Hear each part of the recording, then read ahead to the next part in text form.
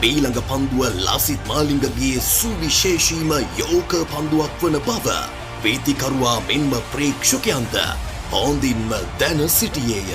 තම ඉදිරිපාදයේ කෙළවර පතිත වූ පන්දුවට පිත්ත තබන්නටවත් නොහැකි වූ ග්‍රෑන්ඩ් හෝ ලසිත් මාලිංගගේ පිට ලැබූ තොන්වන කඩුල්ල ලෙසින් දැවී යන්නේ මාලිංගගේ සුපිරි යෝක පන්දුව මැද ඉන්න සිප ගන්නා අතරවාරී තම කැරලි කොණ්ඩය ගුවනට මුසු කරමින් අංක 99 ජර්සිය ඇඳගත් ලසිත් මාලිංග පිටියේ දිව යන්නේ 20 කඩුළු ත්‍රිත්ව දෙකක් ලැබූ ලොව පළමු පන්දු යවන්නා ලෙසිනි.